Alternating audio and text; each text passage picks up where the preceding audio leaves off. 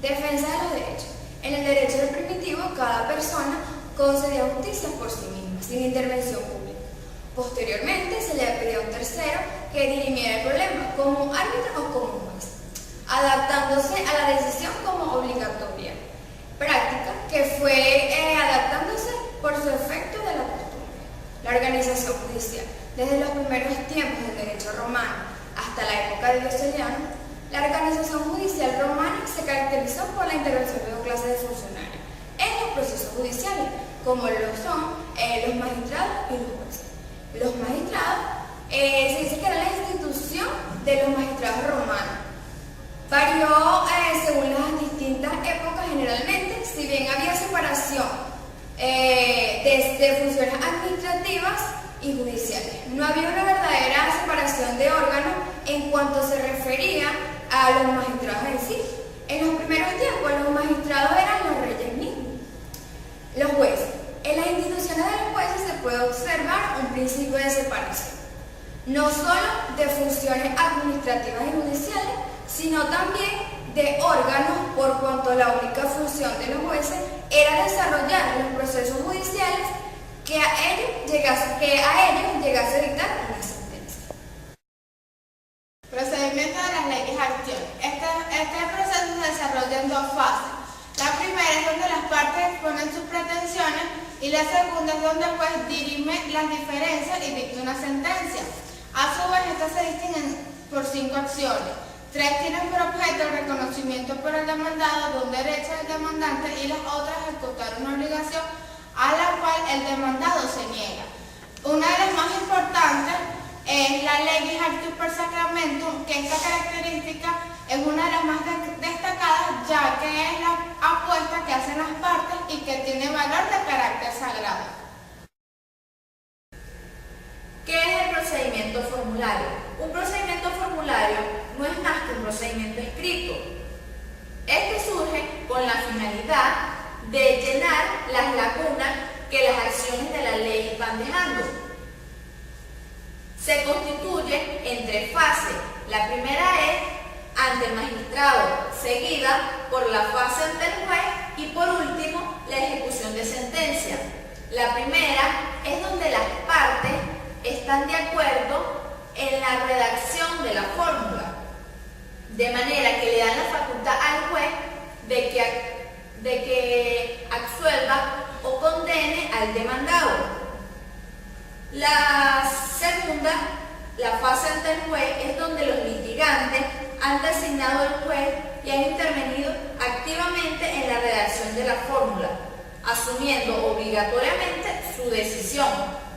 Y por último, la ejecución de sentencia es donde se da final a la controversia, independientemente de la voluntad del demandado.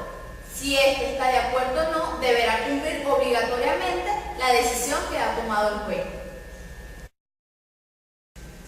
El estudio de la fórmula es aquella instrucción escrita en donde las partes del conflicto y el magistrado nombran al juez para que estos cifren los elementos por los cuales se va a basar el juicio.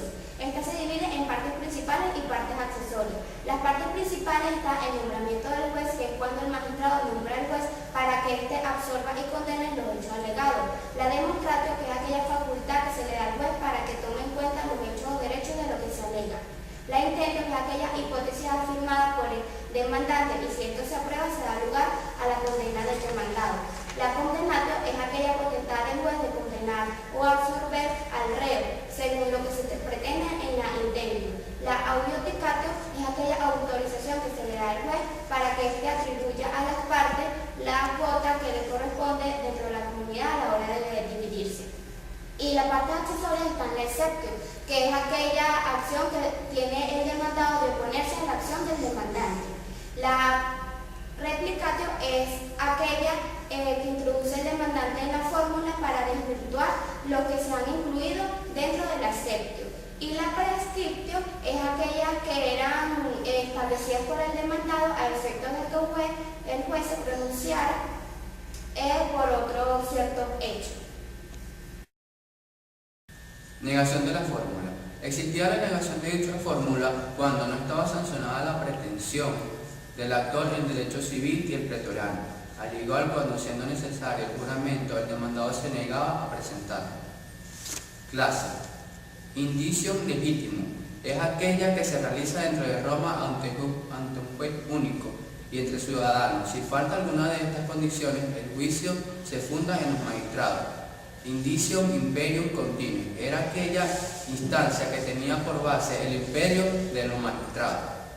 Recursos. Entre ellos se encuentran el intersectio, que esto no era más que la intervención de un magistrado superior o de igual jerarquía, y el revocatio in populo, que era aquel medio procesal que puede oponerse al demandado que ha sido condenado para oponerse del actum indicatio del actor.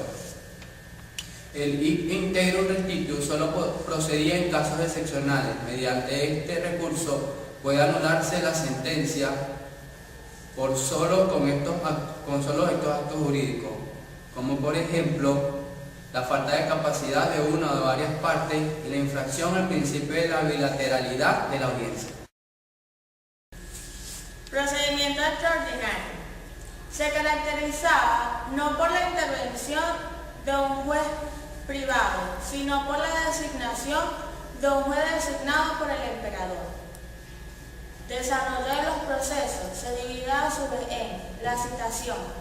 Dicha citación se le hacía a las partes demandadas para que asistiera a juicio. En caso de que no asistiera a juicio, se comenzaría sin él.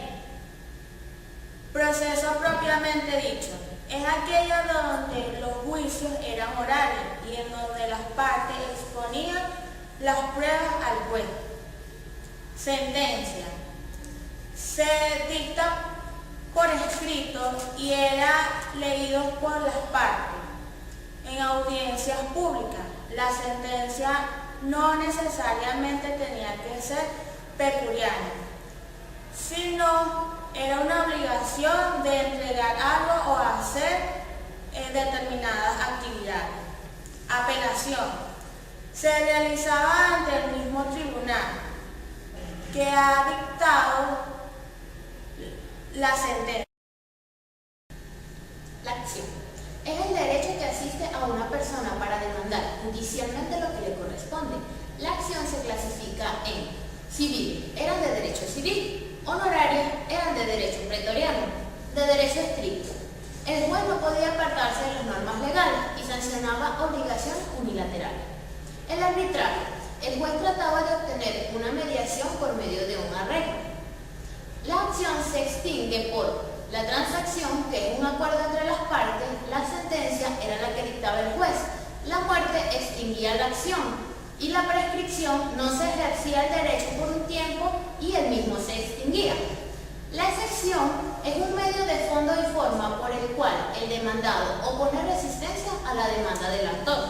La excepción se clasifica en dilatoria. Tienden a dilatar las procedencias, como por ejemplo la incompetencia del juez. Las perentorias no aparecen en los códigos como lo aparecen las dilatorias. Ejemplo, excepciones del pago. Las mixtas funcionan como dilatorias, pero tienen efectos de perentoria.